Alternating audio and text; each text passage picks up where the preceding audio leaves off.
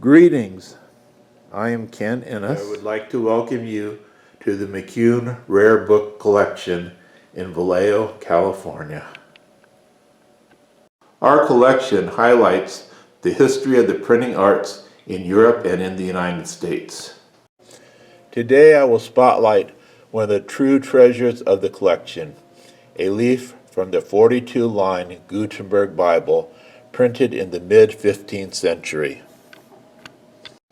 Johann Gutenberg worked on developing this Bible between 1450 and 1455.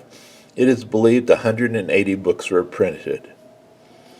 Each book contains 641 leaves, or approximately 1,282 pages. Prior to Gutenberg, most books were handwritten by scribes. This was both a time-consuming and expensive process. Early books were so valuable that they were commonly chained in libraries. In 1450, when Gutenberg established his printing press and movable metal type, few could have known this would be the start of a printing revolution. The ultimate effect of the printing press cannot be overstated. It allowed the mass production of inexpensive books and the widespread transmission of information. According to the Ransom Center at the University of Texas in Austin, before Gutenberg's discovery, there were only 30,000 books in all of Europe. However, within 50 years of the printing press, that number had jumped to 10 to 12 million books. Gabriel Wells, a rare book dealer in New York, purchased a damaged copy of the Gutenberg Bible in 1920. It was missing 50 of its 641 leaves. Furthermore, some of the remaining leaves have been damaged when the colored capitals have been cut out. For this reason, Gabriel Wells decided to break up the Bible piecemeal and sell the leaves in a leaf book format. He packaged the leaves in a fine leather binding with an introductory essay and sold most of them for $150 each, although some damaged items went for $100. A few complete books of the Bible consisting of several leaves were sold together.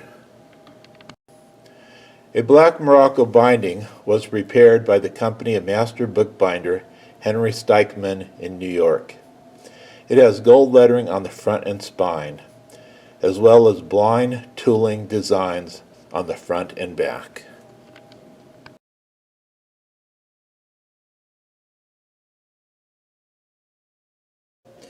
Into this was placed the title page and a 4-page introductory essay, along with the Gutenberg leaf. Gabriel Wells hired the famous American typographer Bruce Rogers to design the layout of the book, and printer William Edwin Rudge to produce the leaf book.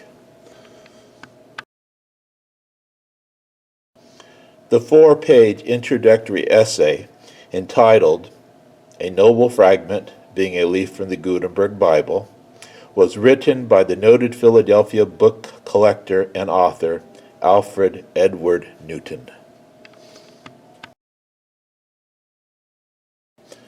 The McCune collection also has the original 3-page advertising insert announcing the sale of the book. Our leaf is from the 2nd Chronicles of the Old Testament, parts of chapter 23 and 24. This would be leaf number 218 of the 641 in the Bible. A leaf is defined as 2 adjoining pages, a right hand or recto side joined with a left hand or verso side. The picture we have in front of us is the recto side of the leaf.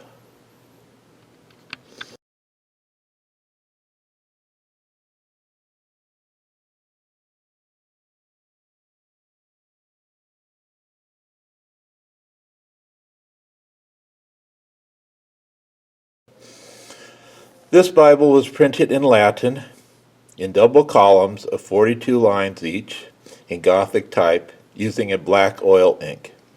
Each page used approximately 2,500 pieces of type. You will notice the wide margins on the page.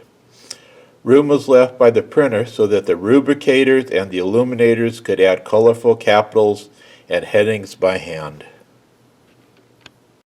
The top of each page has red and blue lettering in hand announcing the name of the Bible. In this case, we see the red and blue alternating colors, and this shows that this is 2 Chronicles. A 2-line blue capital initial starts each chapter.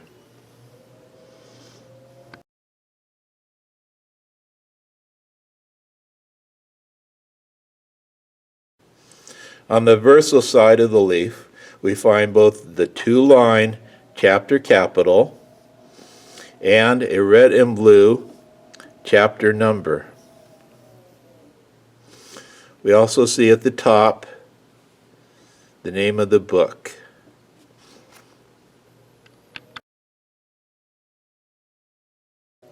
In order to get the name of the book of the Bible, you have to add the 2 headings together.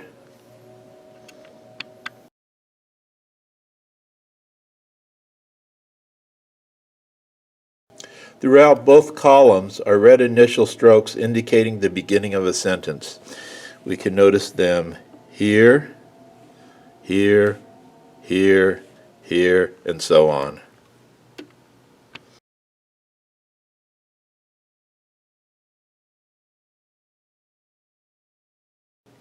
The enlarged chapter capitals in the initial strokes in red were similar to those already in use in handwritten books done by the scribes. Because the Bible was meant to be read to a congregation, these marks made it easier for the speaker to read the sections aloud. The first page of Alfred Edward Newton's essay calls the Gutenberg Bible the most precious piece of printing in the world, a noble fragment, thus the title of the essay.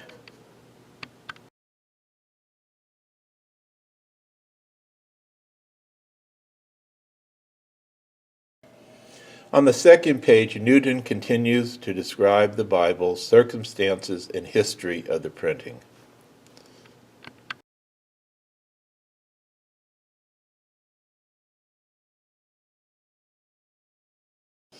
The third page discusses the damaged Bible purchased by Wells, along with a mention of the Gutenberg Bible purchased by Henry Huntington in 1911, and the first Gutenberg Bible purchased and brought to the United States by James Lennox in 1847.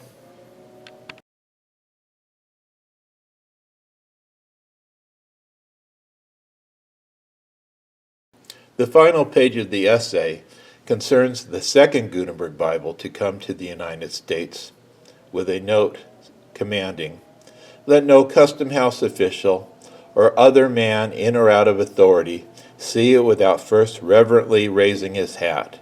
It is not possible for many men ever to touch or even look upon a page of the Gutenberg Bible."